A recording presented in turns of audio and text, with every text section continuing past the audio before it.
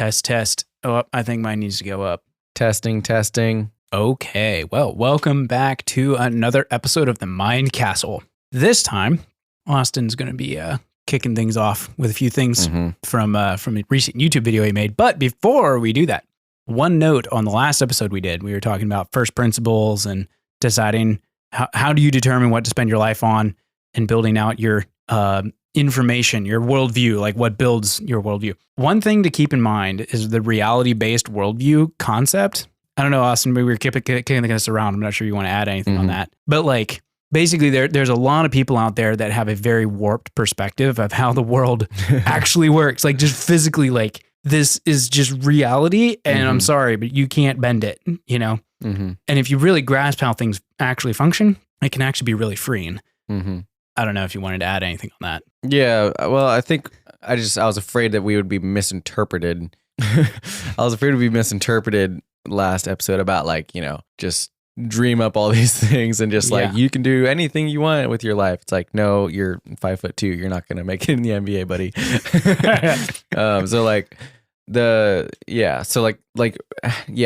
I think the people we're talking about are a good example of someone who does have a more accurate view of reality, of like, no, I know that I can build this and I will. Yeah. Instead of like just this big like dreaming fantasy, like all this stuff that's just totally not how the world works at all. Because like we talked about things like first principles. Yeah. What are your first principles, the core of what you want to use your life for? Okay, that's good. But what are the first principles of like the universe, like the law of gravity and how human psychology works and how the planet works and how like there's a lot of baseline reality things that I think we need to take into account. And maybe we didn't emphasize that enough. We were using the Elon Musk example, one real quick before we jump into the main episode. This is all precursor.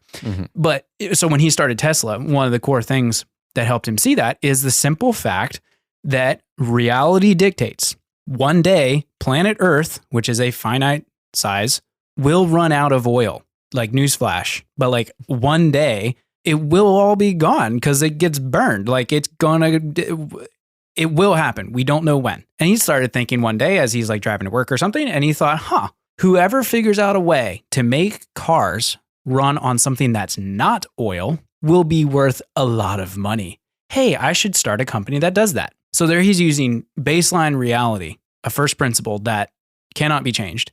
And out of that becomes the Tesla Motor Company. And he's now the richest man in the world, largely because of that.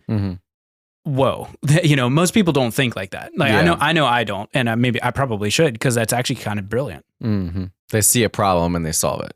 Yeah, and he's using baseline reality. He's like, well, this is just the way it is, you know. Yeah. So yeah. Okay, enough of the intro. Ready to kick off this episode? Totally. Okay, do it. Oh, okay. Well, what were you going to talk about? Yeah. So in this episode, we're going to talk about another one of our many loves of life, which is reading. We've made a couple episodes on that, as you may have noticed. We enjoy reading, but I've recently made a video on this, and it was introduced to me by a friend actually who was asking the question, and it just really clicked with me. And he was saying, you know, how do you choose what to read? And I was like, that's a really interesting question, because so for me, my reading side of things is just flooded with options. Like I have not endless, but in the amount of time I have, it feels like endless amounts of books that I could read or that I want to read. And he was approaching it from a little bit of the other side of things, where he's like, I don't really have tons of books that I want to read necessarily, but he's like, where do I start? How did you even begin narrowing down, okay, what do I want to actually learn about? How do I want to pursue my interests? And that was like kind of a new thought for me. And it got me thinking, like, how did I start with that? How did I begin, 2 years ago when I started actually reading stuff? Like, where did I start and how did I start that? So yeah, the video kind of breaks it down into two halves of like, if you're not big into reading yet, but you want to get into it a little bit and you don't know where to start, how do you find books that you'll be interested in? And then also the other side of it of like over on like where we're at a little bit more, like we have all these interests, all these things that we want to dive into. We have tons and tons and tons of options and recommendations and, all these people, read this, read that, and this is recommended. And it's like, how do you filter out what's actually worth your time? So yeah, I don't know. Do you have anything you want to throw in on that, or should I just dive into the? Well, it's really important because Yeah. a book is a serious investment of time. Yeah. And I was listening to a podcast with Simon Sinek last week, which if you don't know who Simon Sinek is, just Google the word Simon. He's so famous that that's all you need to type in and it'll come right up. And he reads a ton. And he said one of the greatest things that ever happened in his life was the birth of Amazon. Because then he's like, it's so wonderful. You know, he has this wonderful way of speaking. He's so wonderful. You just click a button and every day of the week, new books arrive at my front door and it's like heaven. And, I was like, I like this guy. That's awesome. But his job is processing enormous amounts of information. But even someone like Simon Sinek understands you have to be very selective. And he has a whole process. Sure, he's getting a new book like almost every single day because of Amazon. I'm sure Jeff Bezos likes him. But yet he has like a whole system of how he decides, and he kind of breaks it down a bit on the podcast. And I was like, that's a really good point. Like even someone who's literally, it's their job to like read books has to have a system, because you just can't read it all. Yeah. That's really interesting. I'd actually like to listen to that. Probably. I'll send you links. Yeah, it's pretty good. Yeah. So yeah, that's what we're going to talk about a little bit in this episode. But then towards the end of it or middle, where I don't know where it'll be. But then we're going to transition a little bit into the books that we have already bought this year. It is February 16th. And we're going to talk about the books we've already bought this year that we plan on reading or how we're going to read them. There's stacks of books currently in the studio. It's pretty great.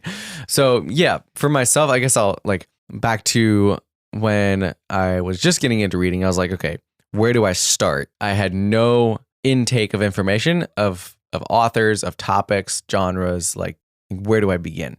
And so two of the key things that I did in that was to watch, I watched a fair amount of YouTube actually. Productivity YouTube, stuff like that. So that was something I was interested in. And so every now and then they would do book reviews of, because if someone's into productivity, chances are they're into reading, because it's kind of just like a part of learning. And so I would see book reviews and I'd be like, if I liked the book review, then I would consider getting it. And so that was one way I kind of started off. Nice. Oops. Dropped his phone. The other way would have been through recommendations. So I know I talked to you a fair amount about hey, what should I read? And in school, you gave me books that I had to read, which is great. But looking back, it didn't actually just take you up on just too many of your offers. I was very scared that it was going to be some I cannot say that word. Autobiographical book of some random person that I did not find at all interesting. Oh, come on. You couldn't handle the 900-page biography of Steve Jobs? No, oh, man. I don't think I could. Yeah, I saw your bookshelf and I was like, oh, wow, there's no way. That's too bad. So anyway, I didn't take tons of your offers, but what I did do is and I still do this sometimes and I love it. I would go to my friends. You were one of the first ones I think I said it to, but you and all other people that I interact with, I would go to them and I would say, all right, people that I knew had diverse reading styles that were different than my interests. I was like, all right, if you could recommend one book to me that you knew without a doubt I would read, what would it be? And so I started doing that, and I would do one every month or so from someone. And that kind of got me kickstarted into it. So at first, if there were people I just trusted and I knew that they had good taste, and I could see that just in their interests and things they talked about and whatnot, then I would pretty much just read it if I could. And that got me started into digging into knowledge a little bit more. And then that right there just broadened my horizons so much that I started actually finding these things on my own. But one of the ways I started finding them on my own was actually Goodreads.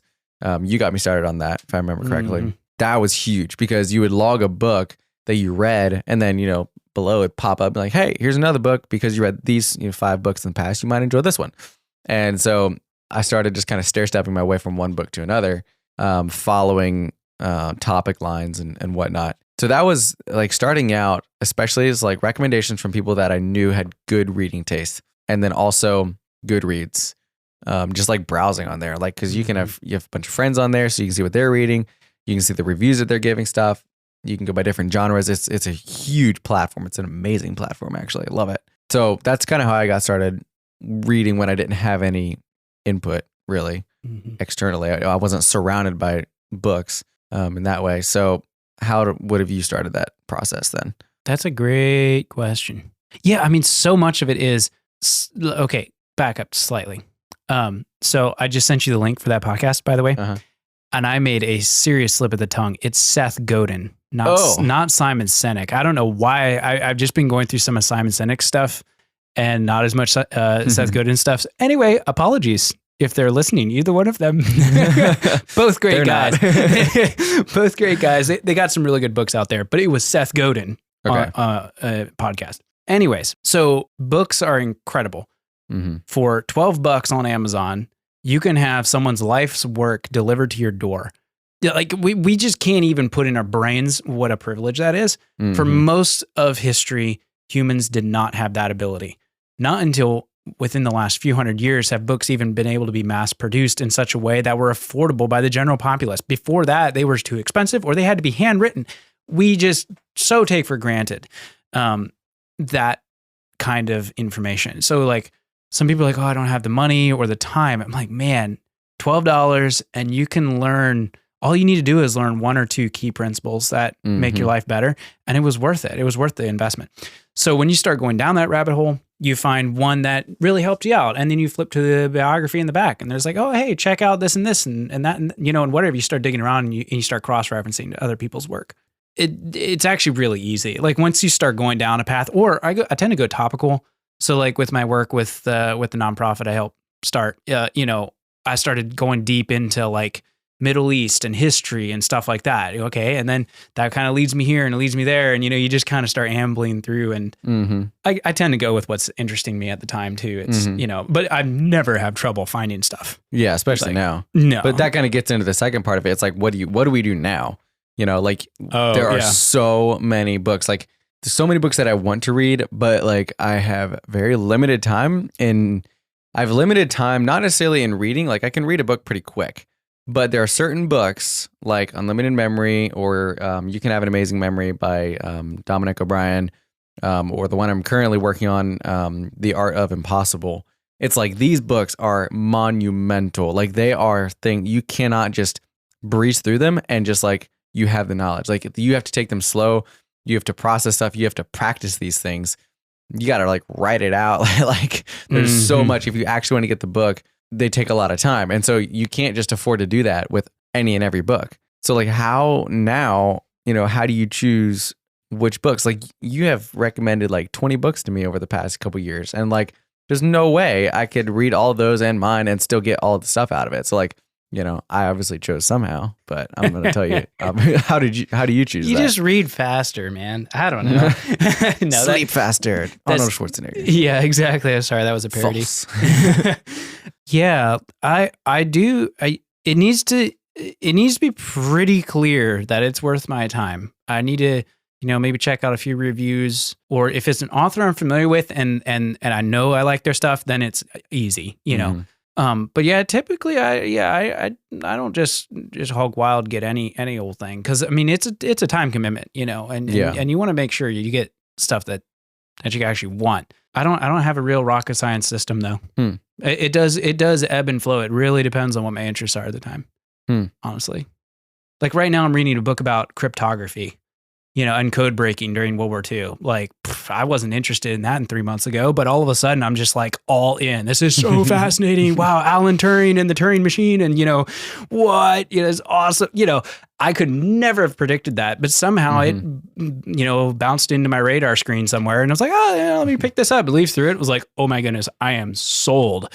You know, so I have no way of predicting this stuff. I have a book that I just ordered on Norse mythology. You know, what is happening to me? I don't know, but it hit my radar one day and I'm like, oh, this looks so good. I'm so going to buy this. Very impulsive when it comes to books. I mean, a little bit, but like that just shows, I guess, comes back to that concept, always pushing your brain. Yeah. Because these are areas that I didn't know anything about. And that was probably why. Because I was like, oh, I know nothing about this. And this is actually like kind of important. I mean, cryptography is like kind of a big deal now with crypto and, you know, NFTs and all that. So, hey, maybe I should understand. Yeah. And so now I got a book about it. And it's like 900 pages long. Wow. And it's so good. Good luck reading that. Yes, it's awesome. I have a much more like concrete system than that. Like I will not read a book unless I at least look it up, at least read the reviews on Scribd or on Goodreads, period. Will not read it. Even if it's an author you already know. Maybe, but there are a few authors that I would do that with. Tim Ferriss, maybe Malcolm Gladwell, probably I would. But that's interesting. Even something like when I bought Breath by James Nestor, I had read his other book, Deep, which was fantastic. Whoa. That's weird. Our door is making noises. Did it ghost? I don't know. Probably not. Let me check it. All right, we're back. We investigated. There's no Boom. ghosts. Okay. So yeah, I very rarely, because like I always try to read at least one 5-star review and at least like one rating, 1-star review or 2-star, because I want to know both sides of things. Or like if it's on Scribd that I see it, and if it has a good rating on there, there they have thousands of reviews. So like if it has 4 stars with 1,000 reviews, it's going to be pretty decent normally. And so like I'll start it and just listen to like the first chapter, and I'm like, okay, is this actually worth my time? Because dude, I have started. There's a book that is like 9 hours long, and I forget what it was called exactly. It was something along the lines of How to Build a Brain, I think. Or how to like in your workshop kind of build your brain. No, not quite like that. It was more like how to like build your brain or something, or a second brain. I started it and I got the first chapter. I was like, what are you talking about, man? Like it was so bad. And it had great reviews. I was like, what am I missing? Like, whose is it? I gotta look this up. I have no idea, but I tried reading it twice. Forte, what's his name? Timo Forte or whatever. I don't know. Who wrote a book on it? Anyway. It just, I was like, what is happening? It just made no sense. And so it's hilarious. I left a scorching review. That's so funny because I do not do this. So I'm just looking at like all the stuff I ordered this year. It was totally like someone recommended it to me that I trusted. And I'm like, yeah, that sounds down my street. And I bought it. I didn't look up reviews, nothing. Because I don't know why, but it was but it tends to go on like what strikes my fancy at the time. Yeah. Too. Well, so like, I don't know if that like that, I can see that too. But like, so, okay. The art of impossible. I started it and I like literally first chapter, I was like, okay, this book has my name written all over it. Like, I'm going to buy this book. I'm going to underline like everything. I'm going to take copious notes on it, and I'm going to like memorize this book because it literally touched every single piece of like what I find intriguing about my own life and psychology and the brain and living in peak performance and flow, like everything. It was so amazing. I just bought it brand new on Amazon because I couldn't find it for any cheaper. It was. This really sounds amazing. like okay. That sounds like what happened to me when I picked up the 918-page book on cryptography. Yeah. No. Mine's actually going to impact my life a little differently than that. I think. Come on! Doesn't this look so good? It's got like computer code in here and systems analysis and mathematical formulas and no. Okay, here's the thing: when people are recommending books to you, they can get a little carried away. I don't know if you've noticed this, but like when someone recommends a book to you, man, that thing will change your life. You will be a totally different person in there, like supposedly from what they're saying. It's like sometimes it depends. Like sometimes there are actually books in the world that live up to that, but they are extremely rare. Yeah, like ridiculously rare. And especially after you read like 5 of them. Yeah. It's even rarer. Okay, it depends on what kind of book. If it's a book on productivity, they're a dime a dozen. If it's a book on neuroscience, a dime a dozen. If they're a book on psychology, all over the place. History, no, they're everywhere. Yeah. But if it's like the Gulag Archipelago, there is definitely only one of those, and you must read it. Yeah, okay. Stuff like that for sure. Those kinds of things are different. Or the Diary of Anne Frank. Like there is only one of those, and everybody should read it, kind of thing. But the rest, like even okay, so we've been really, this is another episode, hint. But this whole like getting into memory and learning how to memorize stuff, even books like that. There's a bazillion books and material on that all over the internet. You can go for it. So if someone comes to you and says, like, this book on memory will change your life, it's like, well, yeah, but that one and 17 others. Like it would, you know what I'm saying? Like, yes, it might actually. Yeah. But maybe this is just me being like, hey, be careful with your recommendations. Yeah. Though actually I don't know. I do put strong recommendations out there. You kind of do. I kind of do. Okay. Here's one more thing I want to point out. Ow. You okay over there? Yeah, I'm trying to change something on my mic. One more thing I want to point out is that when you get to this point in reading, when you know a fair amount about reading and you know authors and you know the topics you enjoy, a grave danger at this point is to read only the books that you're interested in and only the ones that you know that you will enjoy. That's definitely something I fell into, and you That's clearly why you- have not. That's clearly that's why but you read widely and get your exactly. recommendations So, from like, varieties. I've talked about this before, but it is so important to have a rating ratio of like Sarah Dietschy's thing, like one for me, one for them. Like I'm going to make a video that my fans want to see, and then I'm going to make a video that I enjoy. Oh. So there needs to be some I sort never of heard that reading before. ratio. But really? I've never heard that. Oh, she says it all the time. Anyway. Well, yeah. Oh, So like a reading ratio is for me is like, okay, I'm going to read 2 books, 5 books, 10 books, whatever you want to put it at, of the books that are in my, like they are on my radar. They are down the topics that I'm trying to learn about and change in. And for every 1, 2, 5, 10, whatever, I'm going to read 1 book that is not on my radar. That is like so far not on my radar that I would almost never just read it. I have a great option for you. I know I you have do. a book of Norse mythology just waiting with your name on it. So that is like, before you just like spend a whole year reading only the things you enjoy, like you need to build something like that. Otherwise you will just spend your time only ingesting the things that are important to you and never broadening your horizons beyond that. And that's really dangerous. Mm-hmm. Yeah, it comes back to, I mean, this almost harbors back to our last episode on building that when you're like you're building your knowledge tree, basically like your worldview. Every single day you are building your worldview, whether you like it or not. Yeah. The information you're consuming. So when you consume only in a certain vein, okay, so we're both Christians, right? So a real danger here would be reading only books of theology that agree with what we already believe. Mm-hmm. Well, Christianity has a lot of variety in it, and it doesn't hurt to understand how others in other countries do this thing called Christianity, because they, they might do it a little different, and that makes us uncomfortable sometimes. Like, different. No, run. run. Yeah, exactly. So I recently started reading, let me make sure I get his name right, David Bentley Hart, which I do not endorse wholeheartedly, but he's a theologian that's Eastern Orthodox. Man, he has a very different spin on some stuff that we believe, and it's really good for me to do that, or I can get stuck. Yeah. And now, obviously, if you're listening to this, we are not condoning, just reading any, like there are limits here, obviously. Be careful because ideas do have consequences. So don't go read Karl Marx and become a communist or something. That would be bad. But you get what I'm getting at, I think. Ish. Oh, yeah. Yeah, definitely. I was going to say something important, but I can't remember what it was. Well, we could just go through the list. We're at 25 minutes. Oh my, yes. We should probably start on that then. Have you noticed how our episodes keep getting longer? It's great. If you all listening to this could give us feedback. Do you like the episodes short and sweet, 15, 20 minutes? Or do you like them long and robust, aka like an hour or 4 hours, like some people? Wait, hold on. I didn't sign up for that. Hey, I don't listen to this, but Joe Rogan apparently makes stupid long podcasts. I don't listen to him, but apparently they're like 4 hours long and people like him. So I don't know, whatever that means. Mm-hmm. Let's not do that. Nope, never mind. I quit. Yeah. All right. So now what we're going to talk about is the books that we've already bought this year. And I don't know, you don't have one of these, but I have something called a must-read list because there are books in my my bookshelf. I'm leaning over. Show it to me. I gotta see it. Hold on, I'm finding it. Oh, they're books that I have not read, but like I need to read. You're like the 4-hour work week. It's just like, hey, bro, you need to read that. Yeah. And it just kind of gets lost in that. Hey, where'd it go? I thought I had it right here. The irony of that is pretty great. Found it. All right.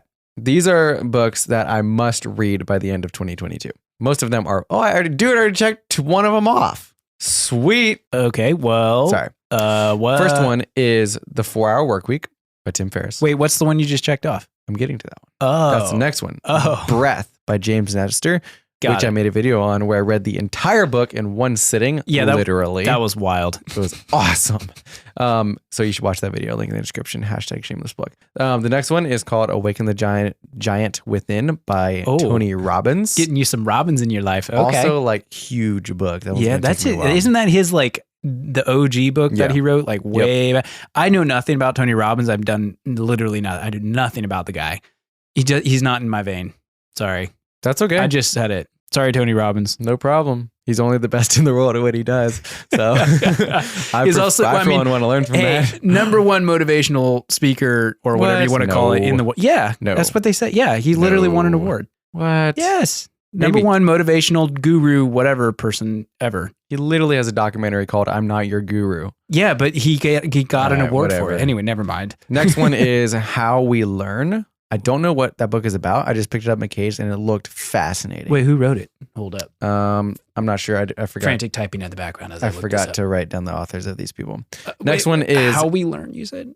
Yeah. Okay, Next one is called A Better Brain at Any Age, which is written by a neuroscientist. Actually, no. Neuroscientist / nutritional. Okay, rocking and rolling. And again. we're back. All right. That Technical was really difficulties. Weird. Really weird. Yeah, I looked this book up. His name is Benedict Carey. Sounds familiar. That's the How We Learn.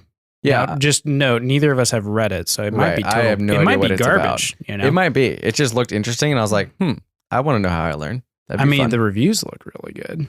That's cool. So yeah, I was talking about A Better Brain at Any Age.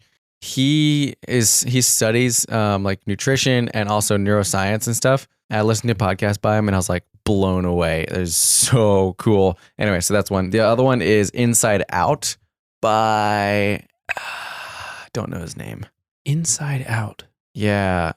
Like the Pixar movie? No. Sorry, I had to. What is it called? What's his name? Anyway, can't remember his name. Inside Out is one of them. Brain Rules. Bro, that's like the classic. That one has been on my shelf for quite a while and I need to read it. Quiet, which is a book about introverts. Yes, Susan Cain. That was what launched her into the public eye. Yeah, that one's really good. That was worth it. I started that one. Worth your Haven't time. actually finished it yet. But yeah, those are some of my must reads. Wow, all of those have to do with the brain, like Yeah. neuroscience and stuff. Yeah. You're very narrow in your I am in your working on that. whoops. I don't have a must read list, so Well, these are books that I've been putting off and like they're sitting on my shelf and I know that I need to read them and I just haven't. Anyway, we should talk about the books we've bought. yeah. Oh, sign me up on that one. Yeah, because I don't have a list.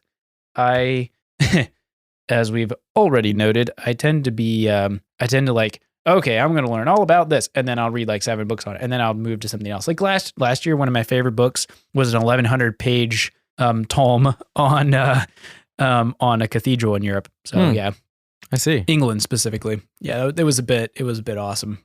1,100 pages. I loved it. Wow. It was really good. Okay, so you're going to start or should I? What we've ordered, what we've bought, I want to love to know. Hit me. What do you got? Well, I don't have as many as you do, but wait for it. All right. First one is You Can Have an Amazing Memory by Dominic O'Brien. Such a scammy sounding title. It is. The whole like, you'll never lose your keys ever again. All that stuff. All right, cool. Whatever. Boy. Already read it, by the way. Good book. Oh, really? Okay. Yeah. Next one is A Whole New Mind by Daniel H. Pink. That's one that Daniel Pink. Wait a second. I did not. It was 75 cents at McKay's, so I was like, literally can't go wrong. No, I've heard of Daniel Pink before. So I bought it. I just looked it up. The other one is called Being Logical by D.Q. McLinnerney. I don't know how to pronounce that. So sorry, person. We just don't know who you are. DQ is his name. Oh, wait a second. Yeah. Okay, sorry. A Whole New Mind. It has great ratings and stuff. But yeah, cool. Daniel Pink has like written a bunch of other books and whatnot. This actually looks kind of interesting. Yeah. The other one I bought is Moonwalking with Einstein, which I've also read. Very good book. And then there was one more I bought called You Are What You Think. Oh, I've heard of that. I've heard of that which one. Is a really, really good book. Okay, hold on. One other one that I bought, I think this is the last one, is The Art of Impossible.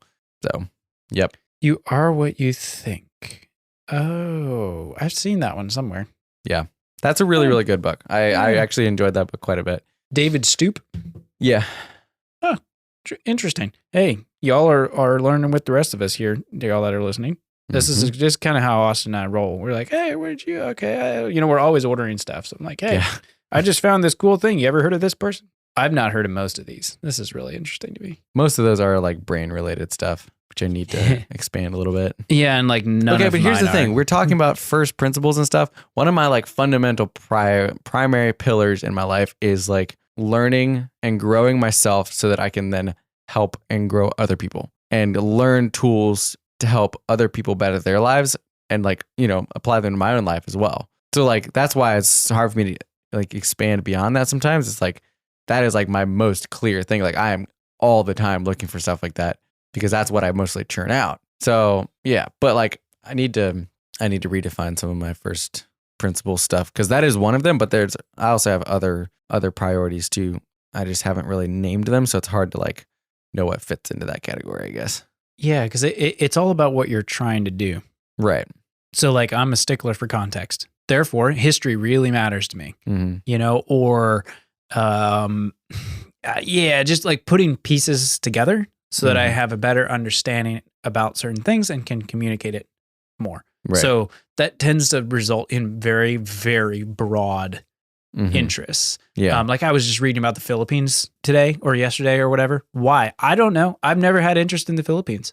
And now all of a sudden I'm enamored with the Philippines. There's some wild stuff going on over there, or it has happened in the past. Just things like that help me put pieces together of back to first principles, how the world works, what is baseline reality, what is actually out there, and how does it operate. We can have these idealistic ideas, but it's really important to understand that. Yeah. But you can go way overboard with it. Anyways, so to my list, this is not a complete list, but this is a partial list because, anyway, hold on. Okay, it's really heavy. I'm just kidding, but we've got, actually it is kind of really heavy. It's kind of impressive. That's more than most people read in a year. Yes. Well, we'll see if I actually get through all of these. The first one was Hyperfocus by Chris Bailey, which I'm working through. The science of basically how to focus on tasks better, which is a really good thing to know more about. So I've been enjoying that one. Vagabonding, vagabonding. It's about traveling the world. It's kind of the classic on globetrotting, basically. Yeah, really good. Simple. It was written like 20 years ago, but yeah, very interesting. I travel a lot. Lots of neat little things to pick up, especially the first part is why travel matters. So that was interesting. Millionaire Fastlane, super scammy title, but basically business, finance, money. I'm still working on that one. This one I have not read. The Circle, which is a novel, and it's about tech companies. So I don't know. I saw it in an airport and it looked kind of cool. I have no idea, guys. It's not endorsed because I have no idea, honestly. Neil Strauss's book, Emergency, again, somewhere on the internet, someone said it looked interesting and I read an excerpt and it was interesting, kind of, but I have not read it. It might be garbage. And it's a lot bigger than I expected. It just came in the mail today. Not sure if I'll actually read it. Oh, it's like his ideas on like how to have like offshore bank accounts and multiple passports and be able to disappear. And it's really weird. I was like, okay, well, I don't know. We'll see. The Doors of the Sea, Where Was God in the Tsunami by David Bentley Hart. Theological work on pain and suffering and evil in the world. The Clock of the Long Now, Time and Responsibility, Stuart Brand. You familiar with The Clock of the Long Now? Mm-mm. We need to do an episode on this, so subscribe if you want to hear it. But basically, this concept in today's world, we don't build things that last. Like, we just don't. We're such a consumerist society. So this guy is like, well, that's bad. We are going to build, I'll just read the cover. We are going to build the world's slowest computer. And it's literally going to run and keep time for 10,000 years. Whoa. Yeah. They're building it in the mountains of Colorado somewhere. And it's designed to last forever, basically. That's really cool. Yeah, it is, because I'm really into history. And 2,000, 3,000 years ago, people would go and build these incredible structures and put so much effort into them, knowing that they would not even live long enough to see them completed. And here we are thousands of years later, and we look at them and we're like, wow, that is amazing. That's what this guy's trying to do. So that's really cool. Really random book. I don't even know how I found out about this. But anyway, The War of Art, this is like the classic. Have you read this? Nope. Okay. I just got it on Amazon. I don't know if it's any good or not, but they say it's good.